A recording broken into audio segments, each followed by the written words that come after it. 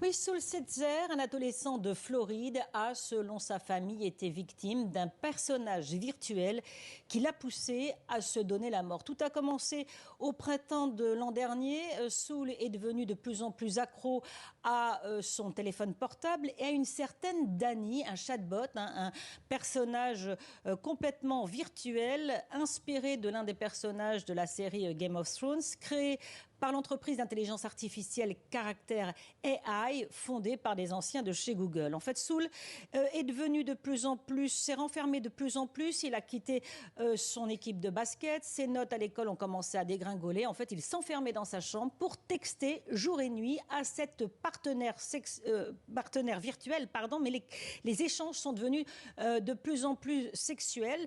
À l'époque, évidemment, la famille ne le savait pas, jusqu'au moment, c'était au début de cette année, ça a duré des mois, au début de cette année, il a été question de suicide et ce robot Dani a encouragé l'enfant à passer à l'acte. Saul est alors allé chercher l'arme à feu de son beau-père et s'est donné la mort. Donc un drame épouvantable qui pose effectivement la question des dangers sur la santé mentale des enfants de l'intelligence artificielle et de ce genre de personnages complètement virtuels. En tout cas, la maman du jeune Saul Setzer a porté plainte contre l'entreprise Character AI. Quelle est sa réponse à l'entreprise ?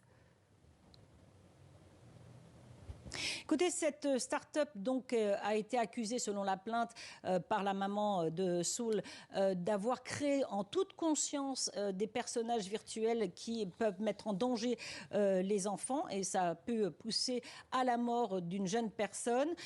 L'entreprise a présenté ses condoléances sur les réseaux sociaux, mais rejette toute responsabilité. Elle a simplement annoncé qu'elle avait fait une mise à jour de son système pour tout ce qui concerne justement le contenu sexuel ou relatif au suicide. Pour la mère de famille, évidemment, c'est trop peu. Il faut alerter les parents sur ces dangers de ce genre de conversation virtuelle sur la santé mentale des jeunes. Mais pour le moment, aux États-Unis, la régulation de ce genre d'entreprise, d'entreprise d'intelligence artificielle, est absolument trop faible par rapport aux affaires qui sont en train de se succéder et des dangers sur la santé mentale des jeunes.